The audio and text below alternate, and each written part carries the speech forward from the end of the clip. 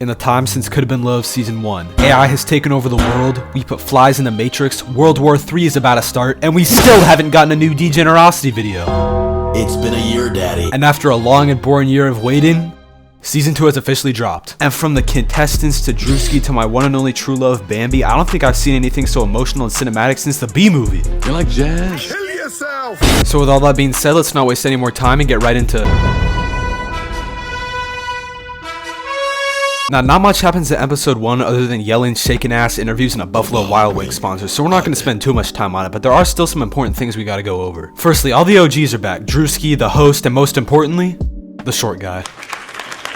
So after we're introduced to all the OGs, we learn that last season, Druski got down and dirty with every single contestant. Get your funky ass on! Then we get to meet this season's contestants. And this time around, we got a wide range of people. Everyone from Future's long-lost stepbrother, to this girl who's got a great personality, to these two who just broke out of Arkham Asylum, to this girl who's trying to peg Druski. Druski, I would peg you. What the hell? And season 2 is unfortunately being hosted in Miami instead of Atlanta, so I'm praying a hurricane doesn't hit mid-shoot. I need the rest of the season. Now, season 2's contestants aren't that different from the contestants from season 1, but unlike the OGs, as opposed to being funny, all the new girls are always just ready and eager to start throwing straight hands. Like whenever Druski isn't in the room, they turn this bitch into the Coulda Been UFC. Somebody picked up a man. So after the combat, we get to the eliminations, where Jamal is sadly eliminated and Druski takes this girl on a PJ to LA, and abandons her there. No. I live in Florida. Did they bring your stuff? Alright, let's move on to...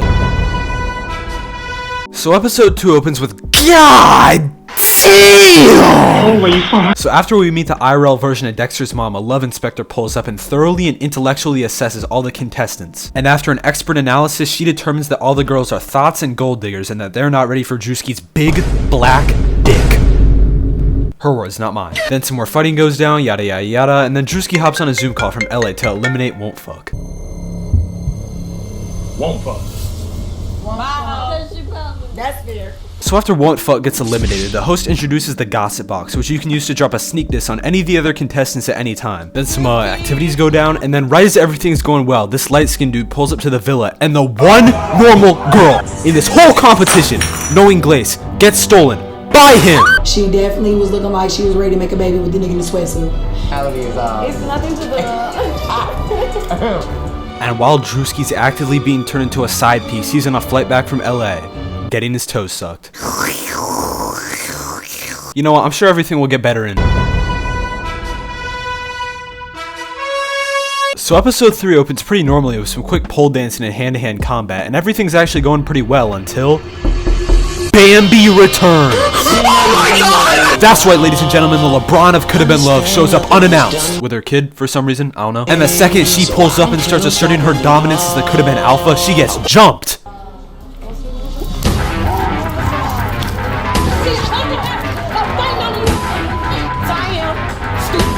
So after the biblical ass clapping, Druski's cameraman Kevin reveals that a couple of years ago he went on a date with Vintage and they got romantical.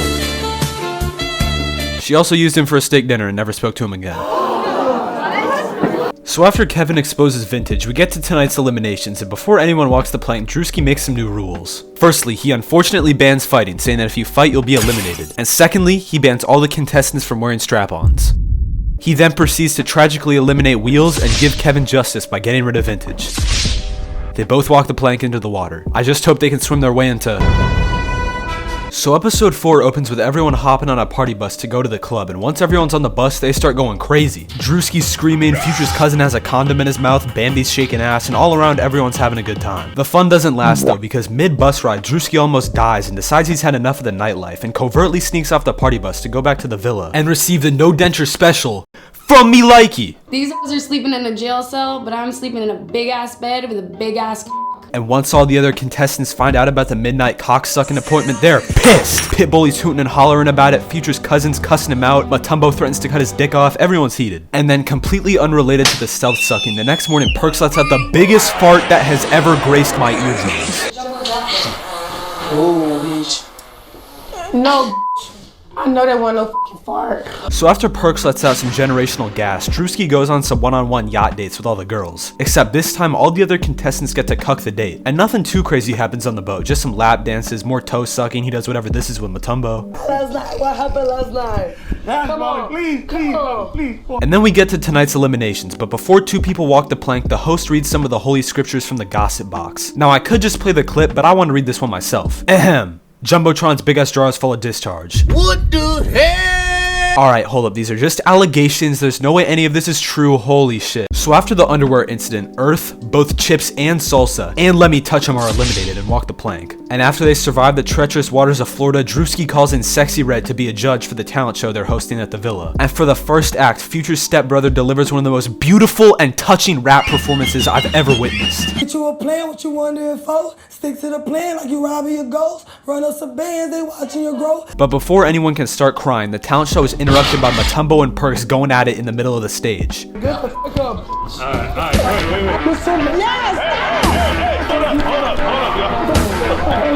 But she doesn't stop there, because once she's done with Perks, she goes and destroys both security and the set. So after Matumbo's rampage finally comes to an end, before we even have a chance to catch our breath, Bambi finds out about me liking Druski doing the devil's tango and goes full Chris Brown on I don't her. want to fight Bambi. And after Druski hears about the slap, he decides it's time to have a heart-to-heart conversation with Bambi and confronts her about the error of her ways and move her towards a more positive direction. And then he kicks her the fuck out. And after Bambi gets evicted, she goes home and watches.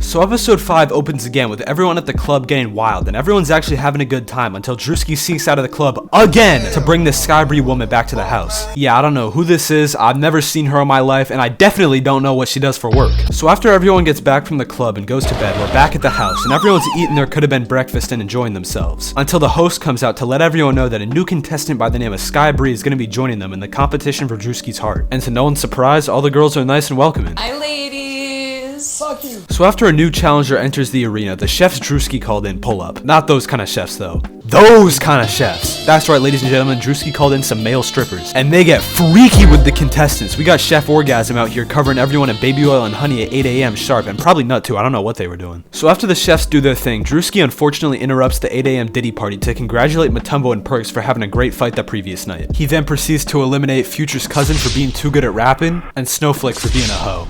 So after the freak off, we're back on the yacht partying, and while everyone's getting turned, Druski has some heartfelt one-on-ones with the girls. And during his conversation with Pitbull, she shares a moving story about her life struggles and how all she wants to do with the money is help out her grandma who raised her from the ground up. And they both start crying, and all around it's just an emotional and wholesome moment. Then No Inglés pulls up, and Druski's like, yo, you trying to fuck? So after a long night out on the yacht, Matumbo breaks the toilet, and we move on to eliminations. And tonight they do eliminations a little differently. As opposed to Druski just telling one of them to walk the plank, he has the girls vote this time. And after extensive deliberation and thinking, they eliminate Selena. Yes! Hold up, what was that? The votes don't count? Too bad you guys' vote doesn't matter. No! Druski, fuck you! I caught a glimpse of hope and happiness, but instead of eliminating Selena, you eliminated Jumbotron! Like, Druski, get this bitch out of here, are you good? Oh, and No Inglés walked the plank too, so No Inglés, my DMs are open. So with all that being said, thank you so much for watching, and I'll catch y'all in